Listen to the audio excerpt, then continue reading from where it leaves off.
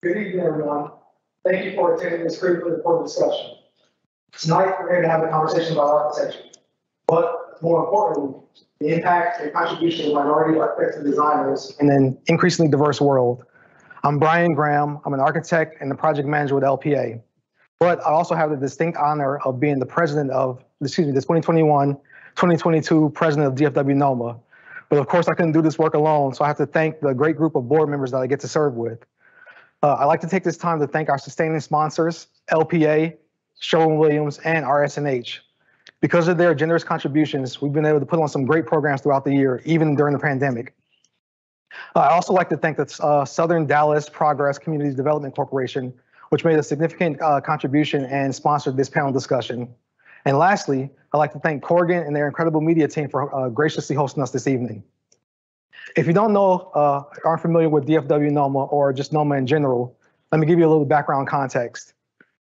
NOMA was founded in 1971 by a group of 12 African-American architects in Detroit during the AIA National Convention.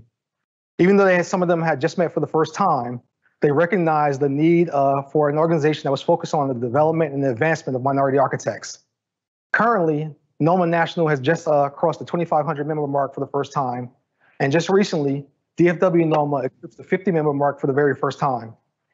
And that 50 number is significant because this year is the 50th anniversary of our organization and the mission still remains the same and it's necessary. Minority participation in architecture is critical and vital to a well-rounded and diverse profession. And so NOMA National is actually hosting its national convention next month, October 20th to the 23rd. So if you're interested in signing up, please visit www.noma.net. So, excuse me, we just like to thank you all for being here, and it comes to the importance of this conversation. We know that minority participation in architecture is slim, and so we were disheartened to see the recent release of the joint NOMA and NCARB report, which showed that financial burden for licensure is still a significant issue for people of color. It also showed that college debt and family obligations that African American and Latino students and exam takers bear the brunt of those burdens. And even more so, African American women and Latina women bear that significant brunt of that, which may coincide with the significantly low amount of African American women licensed architects. That number currently stands at 532. So just let that sink in for a minute. In the country of nearly 330 million people, there are only 532 Black female licensed architects. And of the nearly 122,000 licensed architects in the country, only 2% identify as African American, 4% as Latino, and 6% as Asian. And so that brings us to the importance of our discussion tonight and the importance of DFW NOMA creating this ARE support scholarship. To date, that fund has raised $2,500, and we know that we couldn't have reached that without your contributions and your support, so thank you all for being here tonight. We know that it's critically important for us to make change. We know that throwing money at the situation is not the solution to the problem. And so it's going to take a collective effort and action to make change. And so with that, DFW NOMA is partnering with AIA Dallas and AIA Fort Worth to offer our members access to ARE success teams as well as architect testing material. And recently, DFW NOMA is home to the recently appointed NCARB president, Alfred Vidori. Alfred is the first Hispanic president in the 102-year history of NCARB. And we know that that's something to celebrate because this is especially in the beginning of Hispanic Heritage Month. But we also know that continuing to celebrate first in our profession is an issue. And so, since we have access to Alfred, AIA Fort Worth and DFW NOMA will host a conversation with Alfred in November. Just a conversation with the president to talk about his strategy platform for NCARB and strategies to combat the issue of licensure issues for minority architects. So with that, we appreciate your attendance. We thank you all for being here tonight. And I'd like to throw it to Halima, who will moderate our panel. Thank you. Good evening and welcome all to those out in our virtual world, as well as those here at Corgan. We are here in downtown Dallas, which is our headquarters. I am Halima McWilliams. I am an associate principal here at Corgan. I lead the people operations and culture team and consider myself an ally to the DFW NOMA chapter, and have been so honored to work with them this past year, and I'm so excited about them eclipsing the 50-member mark this year. So thank you all for putting on this great event. I'm looking forward to diving into our conversation. Tonight, I will let you all know you are in for a treat. Not only will you get to hear from one, but two, but three, I'll call them legends, but trailblazers tonight, who have helped to influence and are leaders in the built environment. They are FAIA fellows, and they are also paving the way for future designers. So what more can you ask for? So before we get started, I'll just ask that everyone, as you're on the line today, be sure to drop your questions in the chat. We'll be monitoring those questions as they come through and peppering them in throughout tonight's discussion. One of the things that I want to let you all know is that, of course, as you can imagine, we have some very busy executives on the line. So Fred will only be with us for a little bit today. Fred, we're going to talk about you later once you leave. But just know that we will have Fred with us for a little bit of time. So with that being said, let's get started. And Fred, I am going to start with you in just a moment. But before I do that, I want to give you all a little bit of context of who we're talking to tonight. When I first got this bio, I sat in absolute awe with what I read. I was steeped in amazement with everything that I saw, with the accomplishments and the doors that the speaker opened for so many people. Being the first African-American female fellow in AIA Dallas, the second in the state of Texas, and at present being one of 20 African-American women fellows around the globe. As you all just heard Brian talk about, the numbers of African-American representation is pretty low. This lady has done a lot. And most uniquely, her sister and her father are the only known father-daughter, sibling-sister fellow trio in the history of AIA. I'd like to proudly introduce you all to Charles McAfee Duncan, president of McAfee 3 Architecture and Design. So next, you'll find this speaker at the intersection of civic engagement and economic empowerment. You'll find him currently serving as the inaugural president of Fair Park First, also serving as the chair of the Dallas Black Chamber of Commerce as the longest tenured board leader, and in his spare time, he also is the president of KAI Enterprises. I don't know how he does it, but I will say I do know how he does it, because he hails from my hometown of St. Louis, Missouri. I'd like to introduce you all to Darren James. And then finally, our speaker who is joining us virtually, he believes that the right culture trumps strategy every time. And he sits at the helm of the global design, planning, real estate, and construction firm based here in Dallas. I'd like to introduce you all to Fred Perpall, CEO of the Beck Group. All right. Hey, Fred, tell us this. Pointing to you first. Did architecture find you, or did you find it?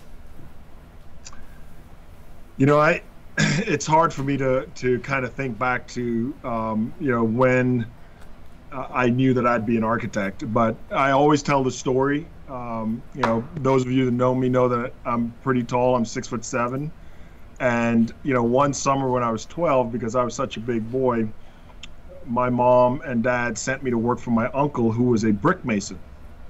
And as a 12-year-old working in the summer heat, you know, laying bricks all day, one day the architect drove up, and I'll never forget this. He was in a burgundy Jaguar.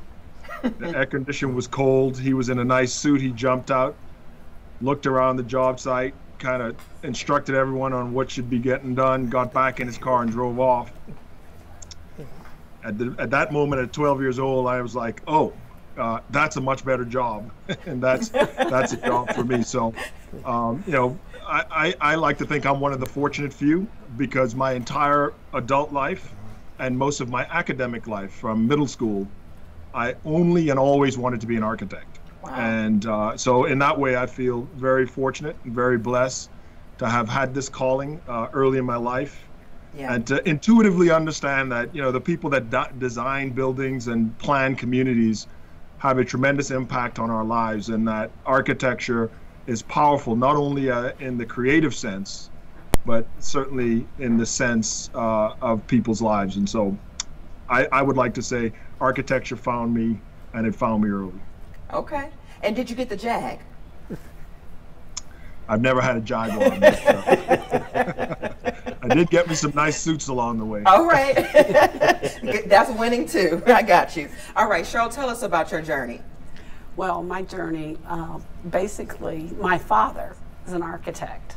And so as a kid, you know, he's daddy. So I'm going to follow around my dad and everything. And so I was in the second grade, and he came to speak to my class. He had just won a design award. Okay. And so I was sitting there and I was like, wow, that's my dad. You know, and as a kid, you like, that's my dad. You know, everybody like, oh, your dad's cool. And it was that day, I was just like, I want to be like my dad, you know. So I told everybody I'm gonna be an architect just like my dad, literally from the second grade, and I just kept going. I never changed, I never stopped. There was just always an excitement, and he would hit the door and he'd be like, hey Shaw, want to ride? And I'd be like, yeah. And we would just ride over and go to the job site and walk around and everything. And you know, I just thought that was the greatest thing, you know. So you took Daddy's Girl to heart. Oh yeah. I'm definitely a daddy's girl, and he's a girl dad. Okay, so it worked out well. Oh yeah. Oh awesome. Yeah. Awesome. Darren, what about you? I was 6 years old playing with it's called plates and girders. It's like an erector set, but you had plastic girders and you had plastic curtain wall, and I was playing with it.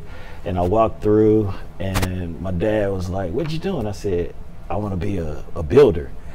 And he was like, I think you should consider being an architect. I was 6 years old, because he said, you want to make decisions or have decisions made for you? You know, you 6, I'm a little boy. I'm like, I want to make decisions. And so since then, I want to be an architect. So I'm kind of like Fred and kind of like Shaw. I was like, my dad worked at an engineering company, but I've known since then that I want to be an architect, and ever since then. And then driving around St. Louis and North St. Louis, I wanted to be involved in making our communities better. Okay, all right. You all have some interesting stories, but the thing that I hear is it was introduced to you early. Either by intention or exposure, you all knew that this was an option. Awesome, awesome. So let me ask you all this. You all, have journeyed through and have reached and were elected or elevated to the College of Fellows. But of course, in that journey, you had to get licensed. That's a part of this. So talk to us about the importance of being licensed, why one should sit for the exam, and what are the benefits of pursuing licensure. And Fred, I'll start with you, and then I'll pop to Darren. Yeah, one of the things that strikes me in our career, the longer we wait on licensure, the more difficult it becomes. I think all of us started and, we endured architecture school because we actually wanted to be architects. We wanted to, in my case, I wanted to hang that shingle. I wanted to have a certain autonomy in terms of the ability, like Darren says, to make decisions. But I also know that there was sort of a legal ramification to being a licensed architect. In other words, you could legally make decisions that affect health, safety, and welfare. But I also thought about upward mobility in my career. For me, as a young person, one of the things I love about architecture is not only do you get to practice, not only do you have creative discourse, but there's also a business side of architecture that's very appealing to me. And so I thought licensure was really important, and I pursued my license right out of college. I started taking tests as soon as I was eligible to, and I got my license in my young 20s. And I think that's had a profound impact in terms of my upward mobility in my career. There's no way I would have gotten the opportunities early in my career without a license. And so I think it's really important for all of us as we think about, and I always thought about this, as a black man, I wanted no excuses on the table for me. I literally wanted to take all excuses off the table. And so having my license early on was really important for me. In a large company, I wanted to have everything that was required and then more. And so I would encourage all of our young people out there to think, look, there's probably a year of discomfort in finding the extra time to study, but then you get a dividend on this license for the rest of your life. And so for me, it was very important, and I connect all of the success I've had in my career back to those early years when I found the time after work to study for that license. Wow. Okay. What about you, Darren? I've known I want to be an architect since I was 6. Right. Very early, I had an opportunity to kind of leave the profession and go work as an urban planner. Okay. But as I was sitting there talking to the owner of the firm, I was like, no, I want to be licensed. Yeah. And so I don't know why. Yeah. I just knew I needed to get licensed because I was like, I went through school. Yeah. There's no reason to get this close and not complete the journey. Correct. But the other thing I've seen happen is black professionals see some upward mobility, see a little bit more money in their pockets, and they're like, I don't need to get licensed. And what I've seen is there's a ceiling. Mm-hmm. They don't see it because they see their friends kind of transcend that ceiling because there are other opportunities. Like, I'm a project manager, I can do this, and I'm doing this, and I'm managing architects. Why do I need to do that? Right. They don't realize that there's an artificial barrier that gets in the way if you happen to be a black professional. Okay. And so I encourage a lot of people to get their license. And one of the other things that happened early on is I went to the founder of the company and said, teach me the business side of this. Okay. And his question is, are you licensed? And so he reinforced that I made the right decision those years before, but he also allowed me to kind of keep this conversation going when I talk to young people as well. Okay. Like, don't get off track. Get your license. Even if you never use it, it gives you so much flexibility and freedom in your future. You can control your career if you have that license. At that point, you're free to do the things that you want to do. Yeah. To Fred's point, no one can take anything away from you because you have all these credentials and you've done the work. Even if you use it or not, like you said, you still have, but I'm licensed so I can't, or you create that freedom. Well, the issue is that qualifications get you in the door. But if you don't have that qualification, the door never opens. And you don't know what doors aren't open because you don't have this credential. You may never use it, but it's a check mark that allows you to get into other opportunities that you may not know are available. Okay. All right. Shar, what about you? I know you said, like you said, Dad was the blueprint. So my sister, Cheryl. So in context, she was a senior at K-State when I was a freshman at K-State. And so by the time I got through, she was sitting for the exam. And so it was automatic for us that that's what you were going to do. You were going to go ahead and get licensed.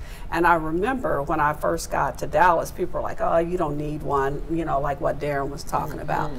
And I said, you always need it because it takes you to the next level, you know. And so you see kids now, back then, all you needed was a bachelor's. You didn't need, you know, everybody's getting their master's now. And now you have a whole lot of people getting their PhD.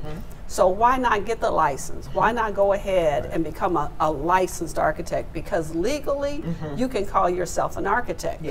Otherwise, you're going to run around, you're trying to come up with some name that kind of makes it sound like you're an architect. Oh, I'm a designer. And so I'm like, okay, well, as an architect, you still design things. Just like you're trying to say, so as an architect, I don't design anything. I said, that's not the case. And so, you know, as architects, you want to become licensed. You know, doctors become doctors. Everybody has to take a test. Everything is a test. You know, when I took it, it was pencil and paper. Me too. We had to color in the little circles. It's electronic now. All you got to do is click. They got it easy. When you look up and you taking a test for 3 hours and you got 200 questions and you got to color in the little dots. Oh, that's a different kind of discipline, right? You know. Not to mention, it's 4 days in a row. Oh, that's right. It was 4 days in a row, 9 tests. And I remember the first day that I walked into, it was in Fort Worth at Widow Rogers Coliseum. I walked in intimidation would be an understatement. They had a table and a chair and a table and a chair. As far as you can see, a football length of tables and chairs. And I was like, oh my God. I was like, okay, here we go. And I saw my friend Johnny Booth. I was just like, oh, hey man. You know, because you literally, you know, you're in a room full of a whole bunch of people. Yeah. And then they get on the mic. Begin. Okay. You know, I'm serious. This is the Olympics of architecture. Oh, yeah. And at that, you know it's serious because you're studying every day. You're trying to, you know, get everything together so you can pass it and everything and be happy. And, you know, I passed the exam. I passed the design part the first time around. Okay. And my dad had this saying when he would draw and he'd be, design, Charlie, design. And so I was drawing as fast as I could. It was a little bank project. And all I could hear in my head was, design, Charlie, design. Wow. You know, it's a journey. It's just the next step to the next level. Okay. Right. And you can call yourself an architect. Yeah. And, you know, that stamp is a lot. There's a whole lot of responsibility associated with that stamp. Yep. You know, it's not just you. It's the whole set of documents together. Sure. You know, that's pride, that's responsibility, you know. Yeah. And I had a guy, he said, because it was a personal project of mine, he was like, how does it feel to stamp your own drawings for your own house? I said, good. Real good. If you must know. Okay. That's right. So you all are licensed now. You all are the young Fred, Darren, and Charles. So, you know, you all are, like you said, got it licensed early. How did mentors show up in your life? Because of course, you know, taking the test is one thing, but not having experience, that's something totally different. Like you said, the president of the time said, "But are you licensed?" So that he was instilling some nuggets in you. Right. But how have mentors showed up in your life throughout your journey, leading up to you becoming a fellow?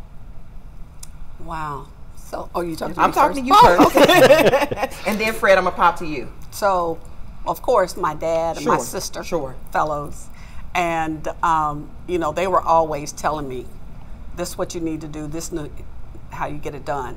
But I also realized that there were parts of it that I had to figure it out myself. Okay. You know, you can't expect your mentor to tell you how to do everything. Yeah. You have to take the initiative to be able to figure out things yourself. Mm-hmm. And you know, they weren't here in Dallas with me.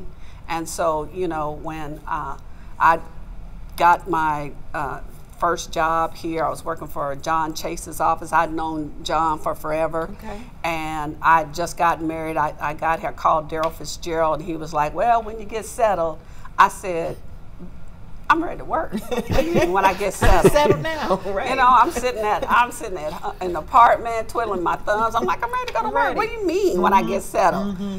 And so I got a job and I took off and ended up down at HKS. Oh, wow. And so we were working on Stair at Justice Center. And so I started meeting lots of folks and talking about how you work in the office and everything. And I think the mentorship that was needed as a young architect is really about how you communicate with people and how you work with people. Okay. That's not really something you want to learn on the fly, because it, you know, as a young, I won't say I had a chip on my shoulder, but you know, spicy is good. Spicy is good. Yeah, I like that. You know, I'll just say that I had a completely different attitude back then. I didn't know you then, but I believe you. Fred, what about you in regards to mentorship? How did that show up? You know, I think this is a subject that's really personal to me, because one thing I would like, you know, and I measure about my career is I'd like to be a good mentor, and I'd like to be known as someone who mentored a lot of folks. And so I'm constantly thinking about this role of mentorship and the role that mentors played in my career. I remember joining my first firm out of college, which was urban architecture. And you know, at the time, I think we had 75 architects, and I was the only black architect. And I remember every day walking into that office and kind of how that felt.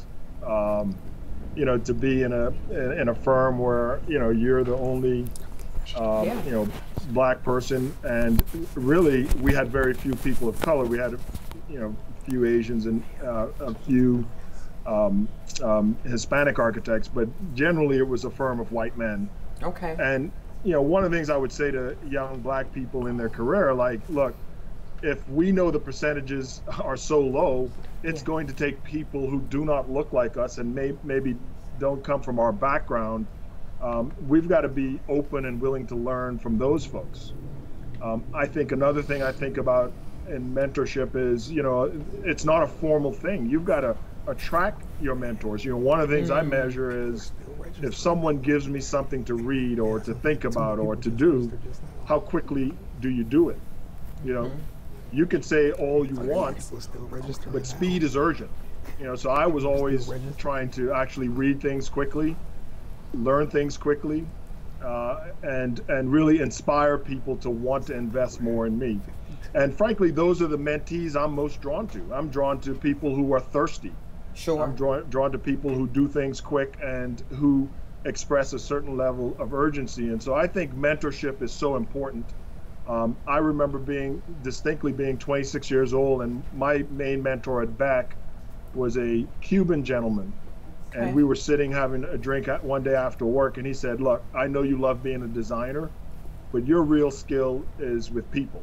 And you might not want to hear this. You're really good at design, but you are extraordinary at leadership.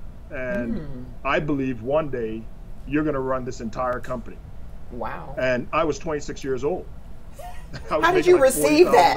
How did you receive that? And he's saying, hey, you're going to be literally, we're 2 years into the merger at Beck. And he said, no, one day you're going to run this whole company. And so other people sometimes have this uncanny vision to see things in you that you cannot see in yourself. Yeah. And so I think you have to be open to mentorship. Yeah. And by the way, there is a difference between mentorship and sponsorship. Sure. And you need them both. You need people who literally will go carry your flag and to put you into rooms and into opportunities that you cannot do for yourself. And so I would just invite everyone on this call to be open, to go fast, to be thirsty, to seek out advice, but to follow through. Sure. And, you know, and to make sure that in your firm, like today, you should write down today, right now, do I have a good mentor that I am known to, that is known to me? And do I have a good sponsor in my career that I am known to, that is known to me? Sure. And if you're thinking about being extremely successful in your career, you need to answer yes to those two questions. And if you don't have it, you need to start working on it right now. Absolutely. Fred, I'm going to stay with you for just a little bit longer because I know you got to leave us in just a few. But one of the things that I wanted to ask, so this is kind of some mentorship in the moment. What strategies could you suggest? I'm sorry, I'm looking at it. There's a camera moving in front of me. What strategies could you suggest for a new graduate in their 40s who's looking to hit the ground running and scale their career quickly? Yeah. I think there's two things. One, I would give advice on technical efficacy. You cannot be great in your career unless you're great at your craft. And one of the tensions I think we often get into, particularly when we have good skills relative to people and networking and so on and so forth, is that, you know, we want to, you know, fast forward past doing the grunt work. Right. I know that was the case for me in my career. A lot of times I thought, like, man, I just want to break through. I want them to take me to all the meetings. I want to make the presentation. I want to explain the concepts. But if you're going to hit the ground running, you've got to fall in love with the little things and doing the small things well. He that can be trusted with a little will be trusted with a lot. And so I think, one, fall in love and go deep on the details. Okay. And then you can't stop there. I think the next level is you've got to get out in your firm and in your community and meet people. I can tell you, Cheryl and Darren, I know them. I know them socially. I know Darren very well. Darren is extraordinary externally. I have no doubt he's really, really good at what he does, but he's world-class externally. Okay. And by the way, most of our clients and our people in our community, they do not know enough about architecture to know if you're an extraordinary architect or just a good one. But they do know whether you follow through on your commitments, whether you live up to what you say. How well do you treat people around you? How well you are in terms of stewardship of your own, identity and brand, and then do you live a life of integrity? And so if I were in the middle of my career and I was thinking about how to supercharge it, I would do two things and I would think about them simultaneously. I would go deep on the details and make sure that I am doing the small things well. And then I would float above that and I would build a network, and I would work on my network so that I have a channel and a pipeline by which to express my talent. And by the way, this works for everyone. Every day I wake up and I think about those two things. As a CEO, I think, am I on the dance floor in our business? In other words, am I getting into the details? And then am I on the balcony? And I've got to do both of those things. And I think the same is true at every level of your career, but it is extremely important at the beginning of your career. Okay. So the panel is over now because Fred is pretty much just, giving us a keynote. So mic drop.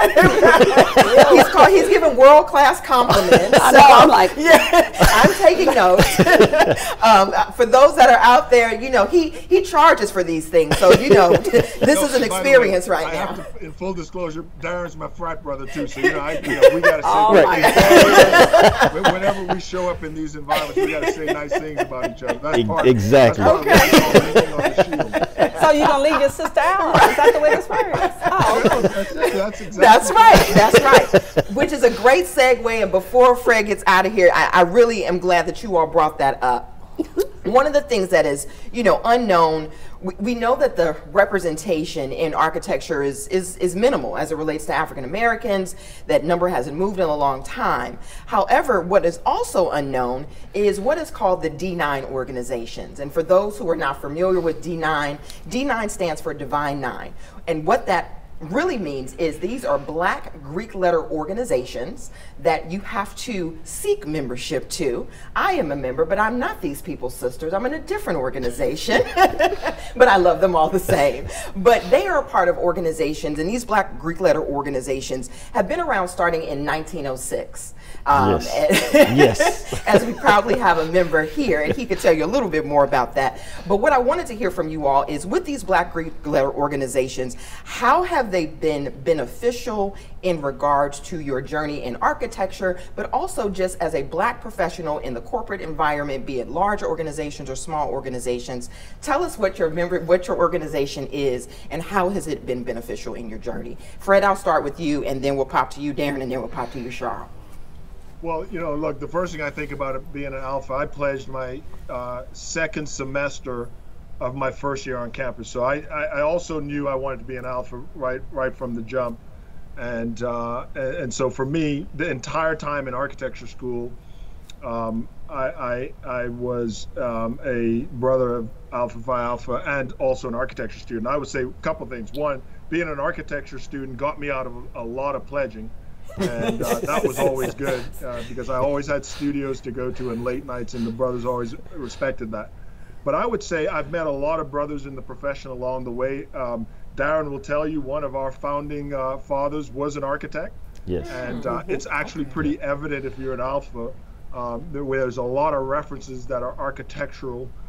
You all may know the Sphinx and the pyramid, and there's a lot of ritual in alpha that is related to architecture.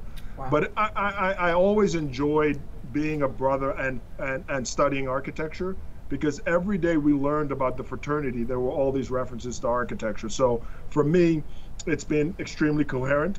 I would say my experience being in the chapter, being historian, dean of pledges, vice president, being on the regional, it was an opportunity to lead early on in my life. And so, when people meet me today, they always think like, man, that guy is either going to be a pastor or a politician. Well, I'm going to be nobody's pastor, nobody's politician. But I do think the ethos of leadership, which, by the way, architects provide to the entire built environment and beyond, we provide leadership. And why it is so important to have Black people at the highest levels of our profession is because we're literally building the world that we have to live in. And so when we are not involved with building that world, then our point of view, our culture, what we value, how we live, how we want to take care of each other is missing. Yeah. And when we are at the leadership nodes, then we can bring our culture to the table. And so my view, going back to the fraternity, was it has been a very coherent journey, and I can tie every day something I learned in the fraternity to the way I lead it back. Yeah. And frankly, I think for me, I encourage, I'm going to encourage my daughters. I'm a girl dad too. I've got a point of view as to where they should pledge, but they have options for it. They have options. I'm going to encourage them to pledge early in their life so that they may have the bond of sisterhood, brotherhood, that they may have the opportunity to lead and an opportunity to connect more closely to their intrinsic self. Sure. So that they have the confidence to express their values in whatever they do. Perfect. Fred, we know that you are about to bid us adieu, so we just appreciate you dropping in. Thank you for our mini keynote, and we will see you later. Thank you so much. Well, thank you all for letting me participate. I don't like this. I love this. Please reach out to me, anyone on the call, if I can ever be helpful in any way. I love what NOMA does for Dallas, and I wish you all the best, not only for a successful panel, for the rest of a successful year. Thank you all. Take care. See you later, Fred.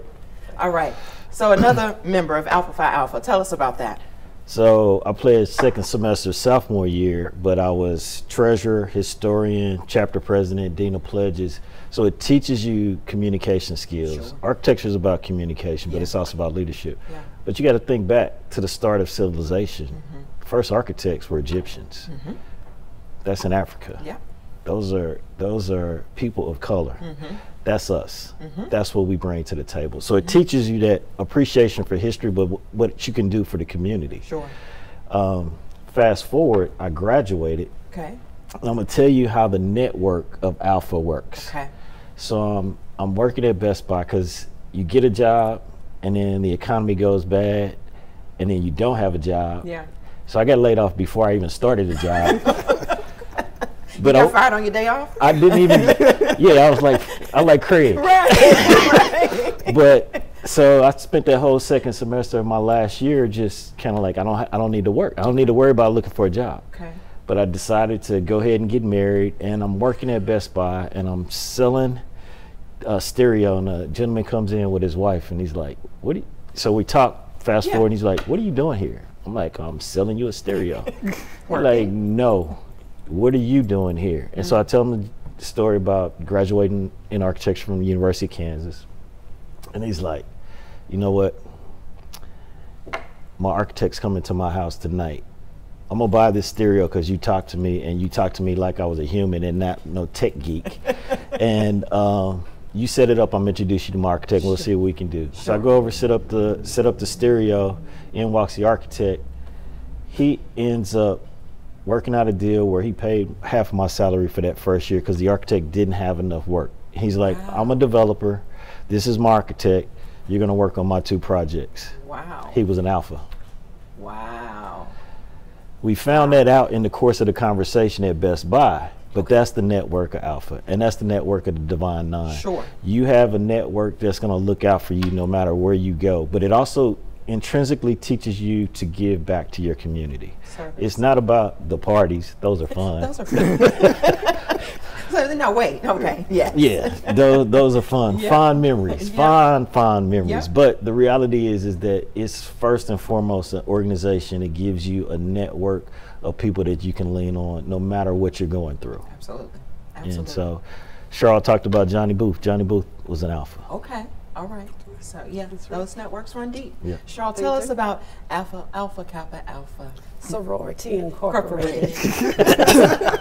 For those out there, I am a Delta, so there is a little something there. It's all good. It is. So yes, I'm a member of Alpha Kappa Alpha Sorority Incorporated. I am a life member. I have been a sister for 41 years. And I pledged my I guess it was second semester of my sophomore year. And I was at Kansas State at the time. And I ended up having to leave Kansas State, and I transferred to the University of Nebraska.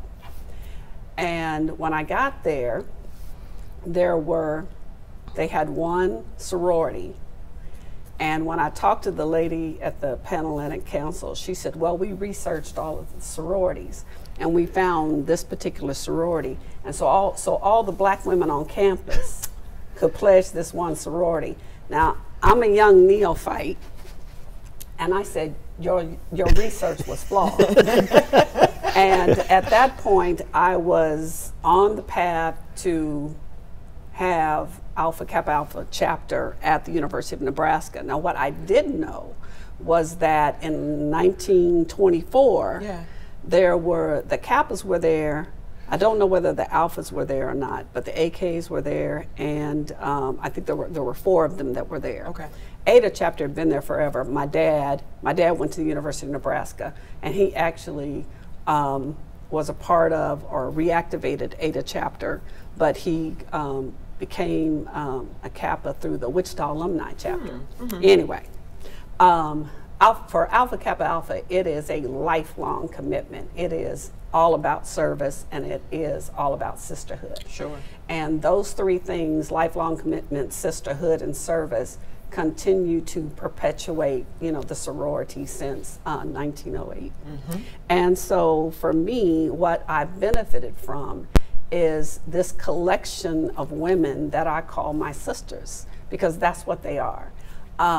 We're on a email. We had a bunch of stuff going on today, and this panel pops up, and everybody's chiming in. They're like, oh yeah, I already registered, I paid my money, we're gonna be watching Soar Charlotte. I was like, oh my God.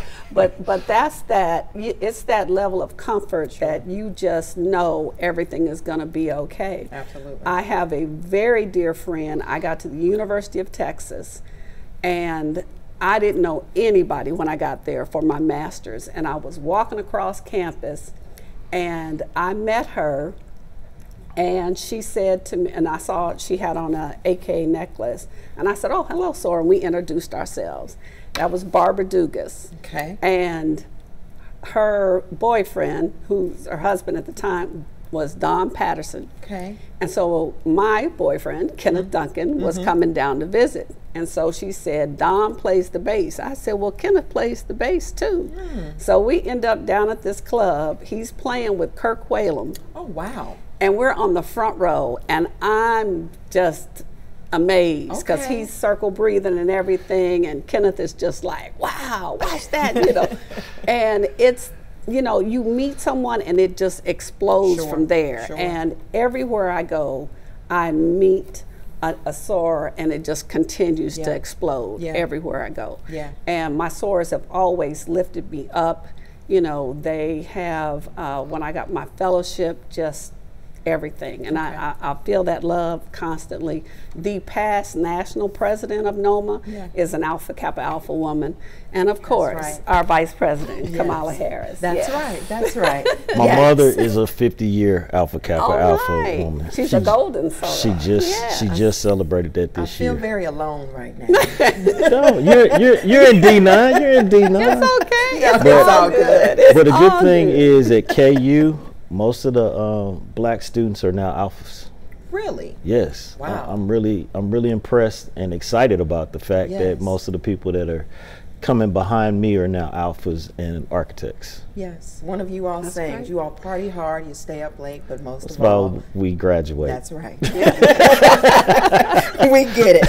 All right. We're going to stay in this small chapter of beginnings for one more question, and then I want to take us to the today and the future of architecture, so that we ensure that we leave time for questions, but also to talk about what's next for future designers. And Charles, this question is for you and you alone. Uh-oh. DFW NOMA, you are a founding member. Tell us why. And, I'll say the Reader's Digest version of it. What was the need that you saw, and what is the expectation that you have of the chapter today? So I mentioned earlier that 1987, I got married, moved to Dallas, started working for John Chase, ended up on a collaboration between John Chase's office and HKS. Yeah. So I literally never had a problem with talking to anybody, working with anybody, but I can truly say that in 1988, I was in the land of cotton. And I just kind of stood there and I was just like, okay. Yeah. Where are my people? Yeah. Yeah. Because it felt that way. Yeah. It very much felt that way. And we started, there were Bobby Carter, myself, Jeffy McNeil. I want to say there were 4 of us at HKS at the time. And we would get together and go to lunch. And then I would call my colleagues over at John Chase's office. And I said, okay, we should go to lunch. So it was like 6 of us that went to lunch. Moses Tatum, Bobby Carter, and then Stephanie Andrews and Bobby Blair, myself, and Al Bryant. We'd all get together and we'd go to lunch. So we kept going to lunch. So my dad calls me, y'all need to stop eating. You need to form a chapter of NOMA. I said, Dad, I said, I don't know about that because, you know, I'm sitting over here and I'm trying to just keep my head down and draw. And, you know, and Daryl Fitzgerald, I don't know how, I'll say tall Daryl is, but he would come flying through. Yeah. Okay, what's going on? It just fast and moving constantly. Yeah. And so I told him, I said, well, Daryl, I said, you know, thinking about a chapter of NOMA. Oh, that's a lot of work, Charles. I said, I know. Yeah. But then we started calling each other, and we started calling around, and we started coming out of the woodwork, and we were meeting for lunch. So we went from the 6 of us that were meeting for lunch to like 16 one day. We could barely get served at the restaurant. Actually, we didn't get served at the restaurant. And because that's they didn't have any food? Oh, okay. Keep going. Keep going. Yeah. Okay. No. Okay. No, it's not that they didn't have any food. Okay.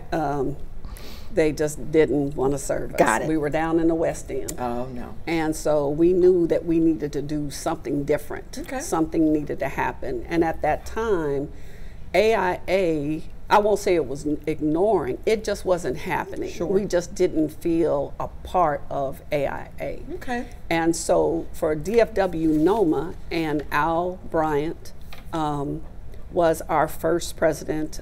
I was the vice president, and we would get together and we would start planning activities. And we had the first exhibit, Minority Architects exhibit. Yeah. Because at the time, it was just Stan Jackson, John Chase, Hayward Jordan McGowan. There was a Hispanic firm, I can't think of the name of it right now. There were, I called each one of them and said, we're gonna have a minority firms exhibit. Okay. And so everybody put up all their various projects and everything, and this was before Michael Johnson had started his firm, and so we had an exhibit there, and we had folks at Dallas AIA going, well, why? Well, is that program only for minority architects? I said, no, it's for everyone. Sure. Because what I would hear constantly when I was at HKS was that they didn't know any minority architects, they didn't know any qualified minority architects, and then we would constantly hear, well, I can't find anybody. And so I started literally a distribution list, and I would have firms calling me saying, okay, I need a list, I understand you have a list of minority architectural firms. So it was Hispanic, Asian, whatever, it was on that list, and I'd fax it. See, I'm telling my age, y'all. No, there were no cell phones, so the only way we could go to lunch was we'd have to call each other on the phone. Okay, we meeting at the Desperados. Right. And that's really how it started. And believe me, we had plenty of years of ups and downs. You know, we lost Al and Bobby along the way. Okay. But, excuse me, we lost Al and Johnny Booth along the way. Okay. And, you know, and that was heartbreaking because both of them were hard workers and they did a lot, not just for NOMA, but for Dallas had Minority Resources Committee. Yeah. And we started a scholarship back then. Okay. And so we kept funding the scholarship, and through the course of things, you know, one minute you've got a scholarship for minority architects, specifically black architects, to be able to, you know, whether they're coming out of high school to go to college, or money for the ARE, all of a sudden it gets transported and it rolls into everybody else's scholarship as opposed to being for us. Yeah. And so what DFW NOMA has done has said, this is what we're going to do, this is the community that we're going to serve, and we're going to stay focused right here. Okay. And we have continued to show that we are very much needed. And, you know, to see what's happened under Brian's leadership with DFW NOMA, Gianna and I, when we won Chapter of the Year back in 2017, you know, we were in Houston hollering, and everybody was like, okay, so what's happening in Dallas? And it just seemed like from that moment, it just started going. That's good. And, that's good. And it's been great. And it's great when we get together and we see each other, especially for the youngsters in the group, you know, because it's just like you have a place to go and feel at home, because it gives you that gumption that you need to be able to get up and go to work in the land of the cotton and keep it rolling. Yeah, absolutely. Well, thank you for that history around the chapter. And you're right, the chapter is flourishing, and I think we can, Brian, we should put out a challenge. Let's double the number next year, right? All right. So I want to pivot to today. And what I mean today is that last year, as you all heard, the term racial reckoning. It happened, the murder of George Floyd. As I say, we saw racism in high definition. It was on every TV. You couldn't avoid it. If you were living and breathing, you saw it. So mentioning AIA, one of the things that happened is that last year, AIA, LFRT, and NOMA came out with a joint statement to address and make a commitment around ending systemic racism, to impact the industry and the practice of architecture and design, in representation and outreach and all of those things. And what I'd like to hear from you all is, you know, we saw, I'll say the words, but what is you all's wisdom as it relates to what do the large firms need to do in order to truly break down the barriers and truly address the racism that still does exist within the practice and within the profession? You going to me or I'm Darren? Sorry, Darren. I'm sorry. I'm just, yes, go ahead, Darren. System-wide, I think you need to look at opportunities. Okay. You know, when I first came to Texas, I served as the university architect for Texas Women's University, and one of the things I did, they used to call me the baby architect. I know that was a euphemism for we didn't know there were black architects. Oh. Denton was 20 years behind Dallas at that point. Okay. But because I had no pre-existing relationships, I came in cold. Okay. And so one of the things I did was I want to make sure that architects have the opportunity to work up here. And one of the things I did was I hired McAfee. Okay. And I hired Al Bryant. Okay. And gave them an opportunity at that time, opening doors, because I think they probably were the first black architecture firms that had ever worked at Texas Women's University before I got there. Okay. So you have to look at, when you have an opportunity, you have to open the door for somebody else. Because the thing that we do is we can't walk into a room and think because we're there, we've made it. There's a bunch of people on the outside. I'm standing on the shoulders of a gentleman that I met at Best Buy. I'm standing on my dad's shoulders. I'm standing on my grandfather's shoulders. I'm standing on all the people, you talked about mentorship earlier. I'm standing on all those people's shoulders. Sure. So we have to open the door.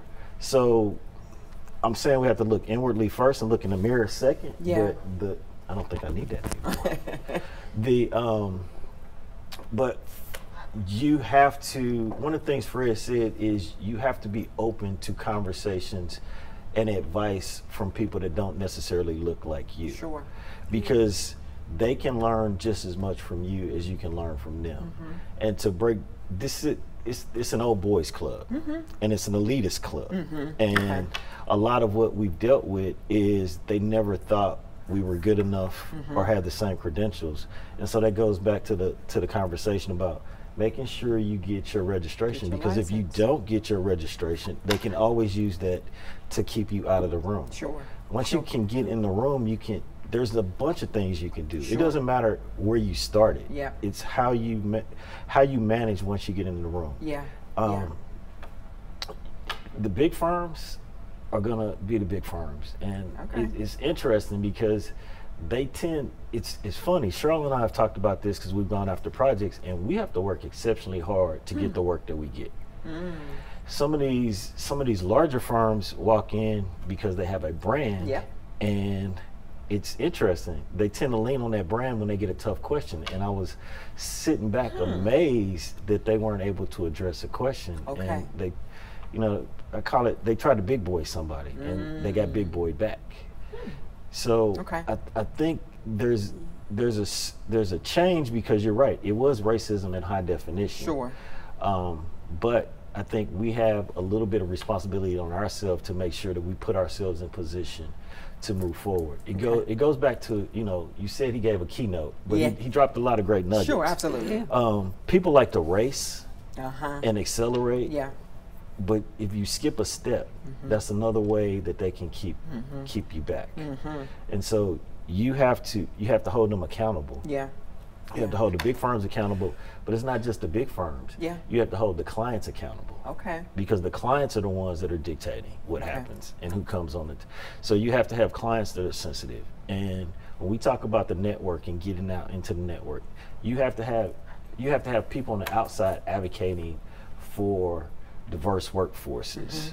You have to have for diverse leadership, not just a diverse workforce, but diverse leadership. Yeah. And so you have to have the people in the community, be they elected, appointed officials, or just stakeholders coming back and saying, I need your firm to look like the community. I need your firm to be representative of the community. If you look at the demographic makeup, and I recognize that we have a shortage, but I heard this the other day.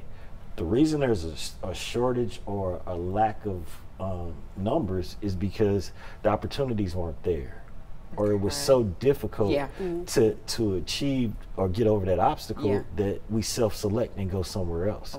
So the only way we can get that is a multi-pronged approach. You internally have to advocate for getting to a higher position, but you have to do your homework. You have to make yourself more marketable. You got to think of this like a football or a Major League Baseball team. You have to always be ready to get on the field. But once you're on the field, you need to have somebody in the stands saying, I want to see him in the field, or I want to see her. One of my favorite statements, if you stay ready, you don't have to get ready. That's right. Clyde Porter. Been at Dallas County Community College District. He's also a fellow here in Dallas. It was Clyde who gave me one of my first projects when I got to Dallas. And it was a simple classroom renovation out at Cedar Valley College. But Clyde has always been, I'm gonna have minority firms involved. And he was a super advocate for that. We got projects because of Clyde at Dallas College. Not because anybody else sitting at the table, because he pushed for it. He demanded it. We still had to go through the process, like what Darren's talking about. We had to submit a proposal. We had to have a great interview. Because if we didn't have if we didn't have a great interview, they'd be like, okay, y'all blew it in the interview. Or your proposal wasn't great, or you need to do this. So you're constantly evolving, making it better, because that's what you have to do to be able to compete. You walk in with a big firm, they got all kinds of bells and whistles going on, and you showing up and you got your little paperwork. No, it's not going to work. You got to show up like everybody else does, ready to go and ready to do the work. And you got to be able to deliver the work. And don't work in a silo. The issue, don't work in a silo. The issue that I've seen when I was at the university is you get 15 to 30 SOQs. And quite candidly, it's an eye test. If they don't pass the eye test, they get in a stack that is an automatic no. And so you have to make sure that you're competitive. And if you don't know what that competition is, you got to do the research. You got to go find out. You got to inquire. So the thing I did and the thing Clyde did is he'll call you in and say, look, this is what your competitor is doing. Look what you can do to make yourself more competitive. So at the Black Chamber, that's what I do. It's not about an opportunity, it's how do you become more competitive in this economic climate. Dallas is a great business city, but it is the South. And never forget that it is the true South. I tell people that St. Louis is the most northern southern city there is. And people don't understand what that is. There's a difference between the way people are treated in the South and the way we're treated in the North. But St. Louis treats us like we're in the South. And so it's a great proving ground, but you cannot forget that. And it goes back to, you've got to have outside advocates that are advocating for minority participation. And then you got to have internal advocates making sure that it happens. It's a two-pronged approach. Because one thing that I have seen happen, because Clyde is retired from, so now we have a lot of PMs, program management firms that are managing for the big districts. They've gone from actually having, you need 33% participation to just a good faith effort. And you'll look up and Collin County will have a $600 million bond issue, and there'll be no minority firms doing any of the work. You know, and so I'm calling the chamber, because what happens is the chamber, whether it's Dallas Black Chamber, Arlington Black Chamber, you know, is a force to be reckoned with. I can call Charles Jackson and say, this is what's going on, and he will send an email out to God and country saying, this should not happen. And you have to have advocates like that, because as minority firms, if I stood up and I said, well, you know what, y'all not doing the right thing, I'm not getting anything after that. I haven't burned the bridge, but they've just been like, oh, well, okay. Because number one, you don't want them to give it to you because you done raised hell. You want it because you deserved it. You did the work, you know, and nobody's looking for a handout. Everybody's sitting here going like, I can do this work. You know, I just need the opportunity to show you that I can do this work. And you know, and then sometimes those doors don't open, but another door opens, and you just keep rolling with it, you know? All right. And it's an educational process. I know we're still, you probably got 10 other questions. We're not going to get to them. It's okay. But so I was sitting with a county judge across the state, and one of the things I talked about was our professionals have the same degrees and credentials as the other firms. They've gone to the same schools. They've gone to K-State, they've gone to Texas Tech, they've gone to A&M, they've gone to Rice, they've gone to Prairie View. They have the same degrees, they've had the same credentials, they've got the same registrations and certifications and professional PE licenses. The issue is they'll give a firm an opportunity and then they'll stack. They'll give a minority firm one opportunity. They want to see how you're going to do. Then they'll grade that before they give you another opportunity. The majority firm has now had 3 projects while you've had 1. So it provides not a disincentive, but it just provides another hurdle before you can grow your firm. Wisdom. I appreciate that, and real wisdom. So I want to make sure that we remind everybody on the line, put your questions in the chat. I'm sure we have some queued up because we are going to turn it over to Q&A in just a moment. But before we do that, I want to talk about the future. Does the profession of architecture need to be reimagined in regards to attracting the next round of designers and students who see architecture as an option? STEM has done science, technology, engineering, math, engineer, you can be a coder, all of those things. Where does architecture sit in that? And how do we promote that as an opportunity and a path? Well, let me tell you about City Lab Dallas. DISD has what's called City Lab High School. It's project-based learning. It is a phenomenal program. I sit on the board. They had their first graduating class this past June, and they are taking students around town, because basically downtown is their canvas. Sure. And they're teaching urban planning, they're teaching architecture, they're teaching environmental studies, along with everything else. Okay. So Skyline is an architectural cluster. VISD has several architectural clusters. Long time ago, Skyline, when I first got to Dallas, was the only architectural cluster. Okay. Now you can go, Louisville has an architectural cluster.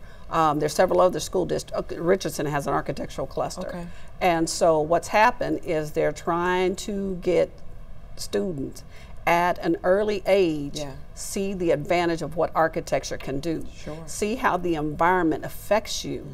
Because architecture isn't just about building buildings.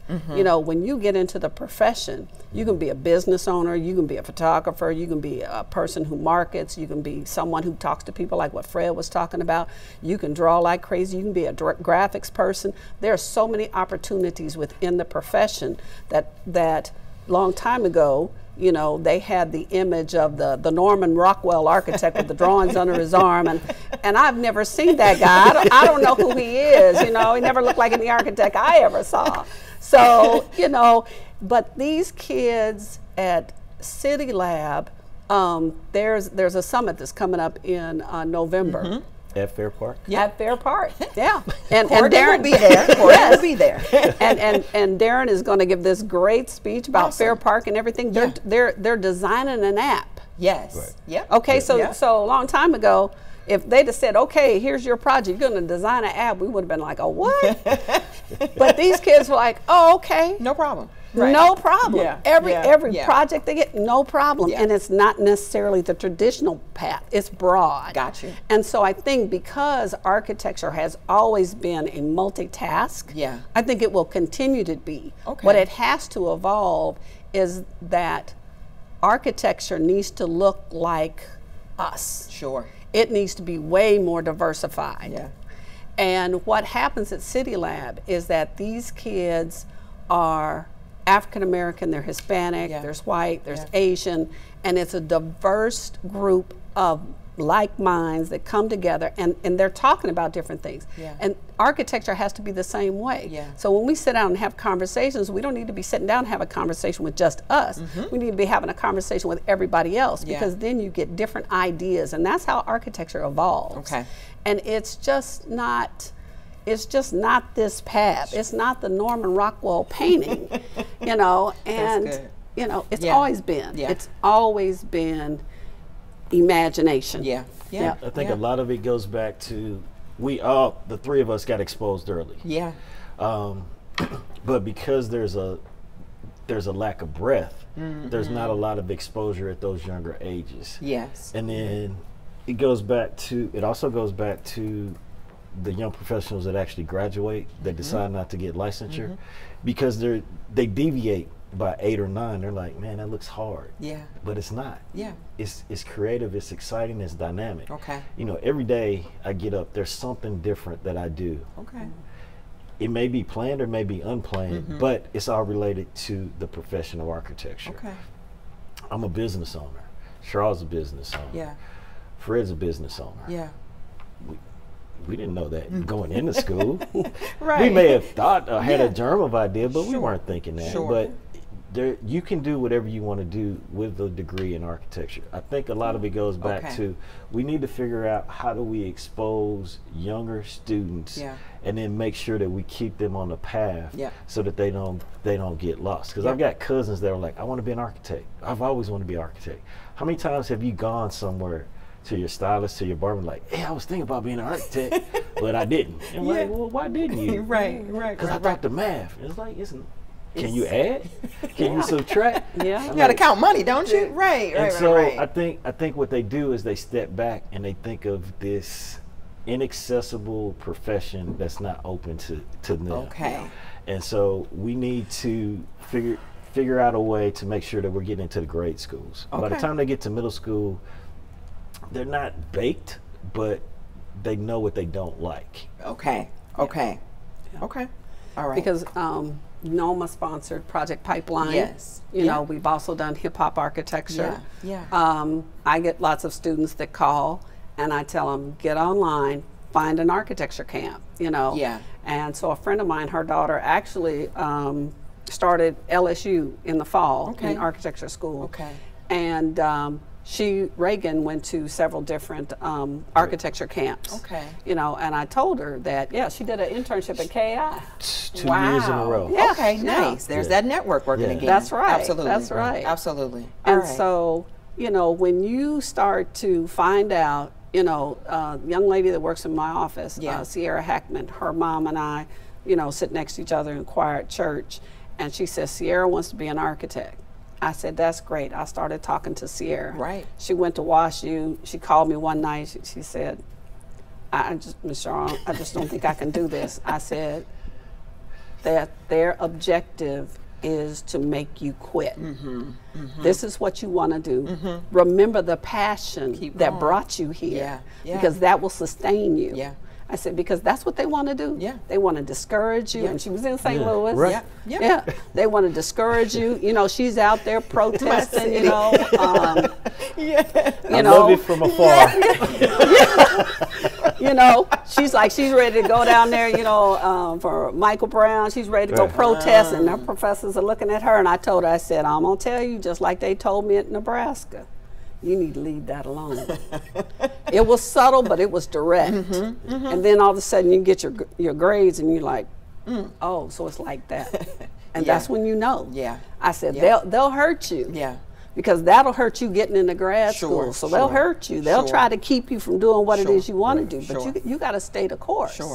You know, and architecture, you have to love architecture. Architecture will beat you down. And it's too easy to sit back and go, oh man, that's too hard. I can't tell you how many cab drivers I've met. Oh yeah, I want to be an architect. I'm telling you. You get off the plane, you're in the Uber driving Uber, like, what you do? I said, I'm an architect. Oh, I wanted to be an architect. And I'm just like, okay, everybody wanted to be an architect. But if they'd really known that about the profession, then they could have gone and done anything in the profession. It's so creative. It's like every day it's like a new canvas. It's you know, I never get bored. Opportunities are endless within it. That's right. Okay. All right. Let me do this, y'all. I want to make sure that we get our questions from our folks out there in the virtual hybrid world of it all. What do we have in queue for our esteemed panelists today? All right, so do you feel as though your location, where you live, matters in terms of your upward mobility in this field? Absolutely. Okay. My father's second project was in Oklahoma. Okay. So his office was in Wichita, Kansas. Yeah. He used to draw houses in the laundry room at our house. Yeah. And his second project was a house in Tulsa, Oklahoma, which actually ended up on this Facebook is wonderful. Sometimes. Ends up on, But when you're trying to find something out, so Tulsa architecture all of a sudden features this house. Oh, wow.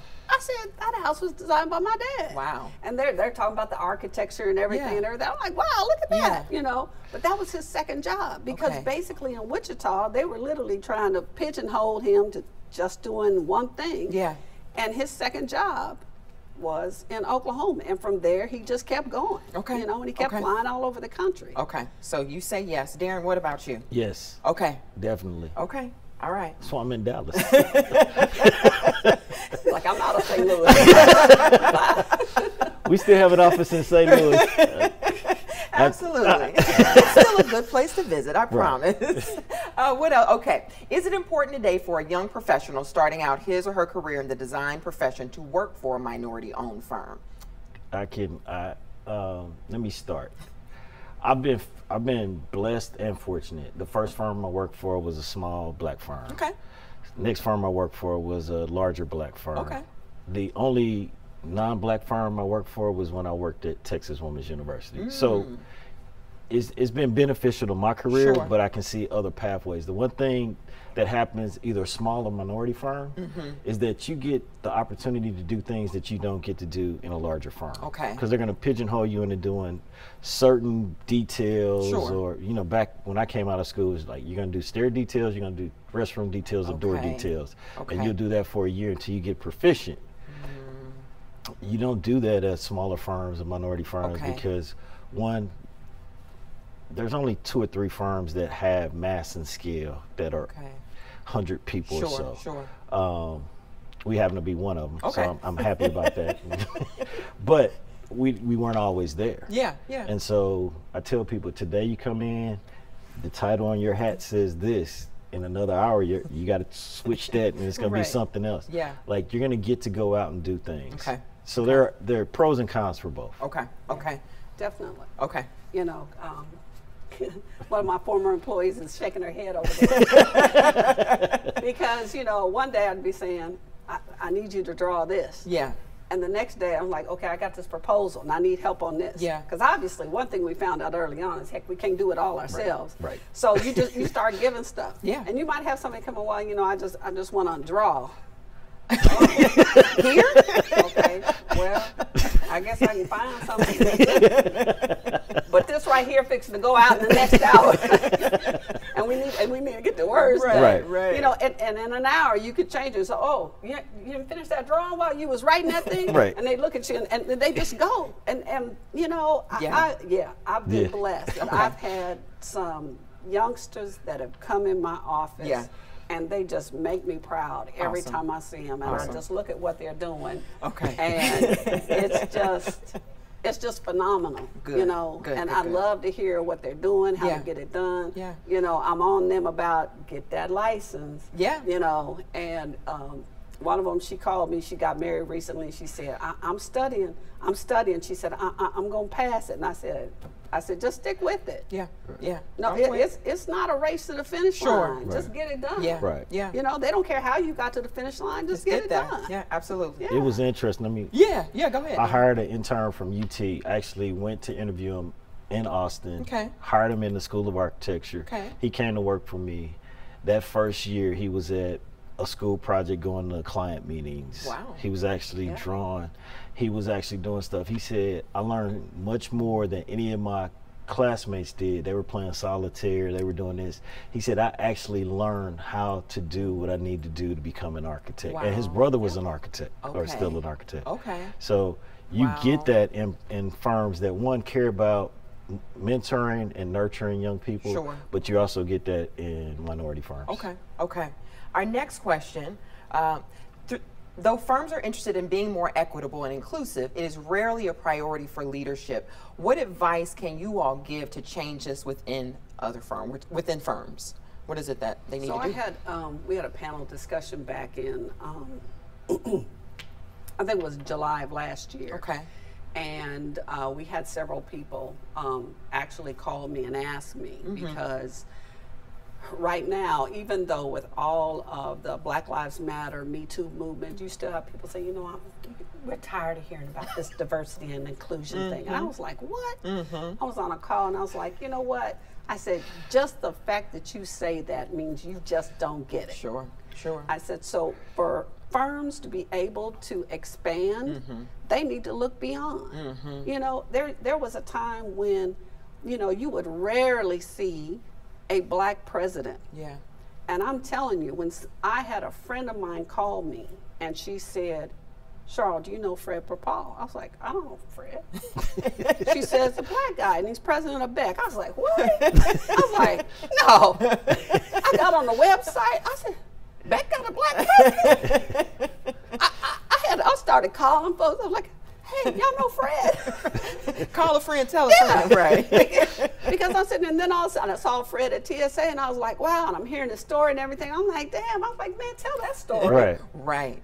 Because other firms don't get it. He had a mentor from day one that literally said, this is what you need to do. Yep. And that can happen with anybody in the firm. Sure. So stop looking past that brown-skinned person because you so busy hobnobbing over here with everybody else that wants to go and have a beer with you in the afternoon. Because it's not about drinking beer. Yeah. But, yeah. Cocktail. Y'all heard that before, huh? Got it. Okay. It's really about growing your business. Okay. And if you want to grow your business to be diversified, then start from within. because those people that have that talent are probably sitting there. Right. And if you don't have that talent to make your firm more diversified, and that not just diversified in color, but diversified in attitude and diversified in age, because everybody can bring something to the table. Yep. So you want to have your little clique in your office, and these are only 2 people you want to talk to or whatever. Yep. Then you're going to be in a silo and you're going to die. You're missing out. Because you can tell firms, the way they were in the 80s, they're not the same firms now. Sure. Corgan is clearly a different company. Yeah. HKS is clearly a different company. Yeah. You know, they're way more global than they are. But when you still look at, you know, and AIA stopped putting it out there, when you look at the number of women presidents, I can't remember which firm it was, one was 2%, the other was 17%, but it only ended up being literally, and they're a global company. Yeah. So when you think of a global company and all they had was 17%, then you got one here, one here, you know. Right. And it's different. Right. It's absolutely different. Perkins and Wills acquired a Phil Freelon's office. That clearly made Perkins and Will way more diversified than they were prior. Okay. All right. So the other thing you have to look at is you have to individually increase your value. And so you have to see what the core values or the leadership values of those organizations are. It's a business, and you got to think of it as a business. And so what you've got to think about, look at the legal model. The legal model is, are you billable? Or are you bringing in billable work? And so if you can do that, that allows you to move up in the organization. You have to make sure that you don't want to stick and stay in your one little box. Become diversified. And I'm talking about career diversity. So I'm looking at, you want to be a designer, but learn how to be a project manager. You want to be a project manager, learn how to be a project director. Learn how to be a group leader. Learn how to be a unit leader. Learn how to take a group of people and look at the bottom line. That's how you move into leadership. It's about business, and how do you start to move up. That's where the leadership starts to break down. And then you have to look at, what do you bring to the table that somebody else doesn't bring to the table? What's your uniques? What makes you unique, and what makes you bring value to that organization? All right. So we got another question. Though firms are interested in being more equitable and inclusive. No, that's the same question. I thought I saw another one. It was? Okay, I was like, I know I saw another one. We're hungry over here, so you might be a little hungry fatigue. What advice do you have for young people that are still learning to speak up, especially at firms where Jedi is still an emerging work in progress? And for those out there, Jedi is justice, equity, diversity, and inclusion. How should the young people speak up? So I'm going to take this back to the sports analogy. Okay.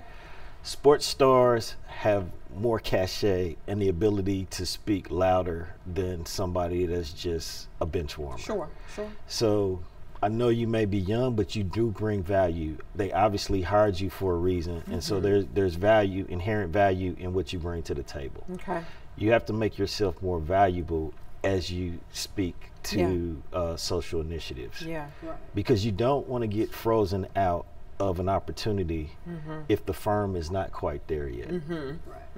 So I remember a project that I was working on. And at the time I worked in the production department, because everything was production, design, construction administration. And so the one thing was working on a hospital project, and you know, we kept hearing these things coming from the CA department. You got these folks drawing up there, they don't know what they're drawing. And I said, you know what, that's because they've never been on a job site. I said, you have to be able to take these kids out to the job site and say, that's that detail. That's that detail you need to draw. That's how it's going to go together. They don't learn it by sitting right here. And of course, kids today are like, oh, I can just Google it. You know, you can't just Google it. You still have to know how it goes together. You have to understand how it goes together, because obviously now we're drawing three-dimensionally.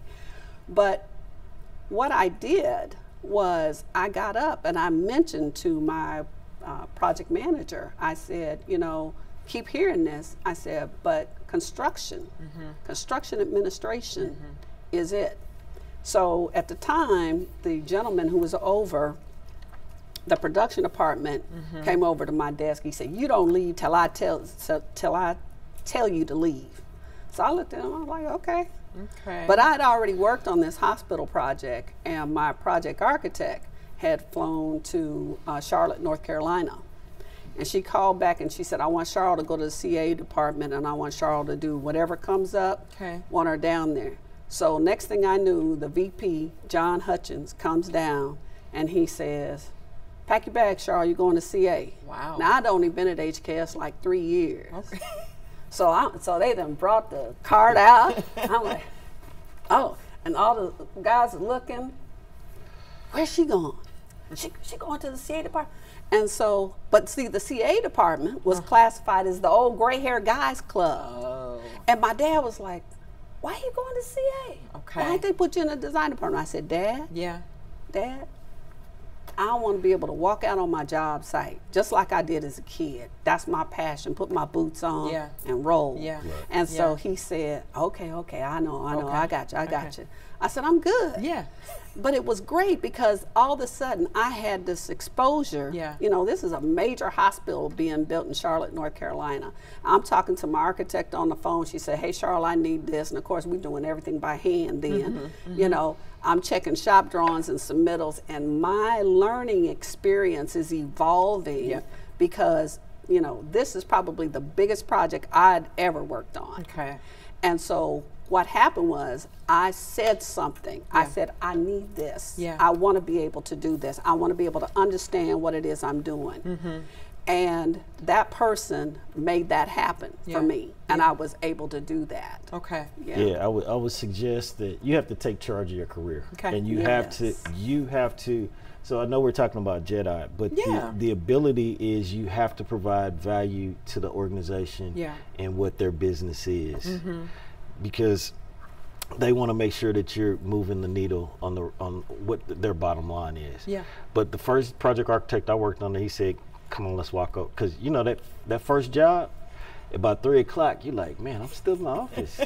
What's going on? When is this gonna wrap up?" He's like, I'm like, about 3 o'clock in college, I'm not still here. He's like, "Come on, let's walk over to the job site." He said, because a contractor can tell which architect has never been on the job site and which ones have.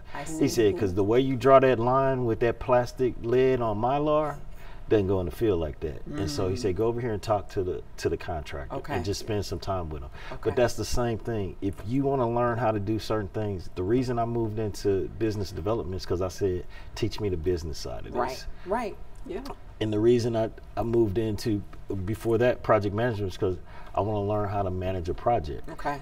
You can't sit back and hope somebody is going to take charge of your career like you would. Yeah. You have to talk to your direct report or whoever you're having those conversations with, and then you talk to them about everything else. Yeah. So I know we're getting close to time, and I want to make sure that we're good to go. Just 1 minute left. So I'm going to ask a very important question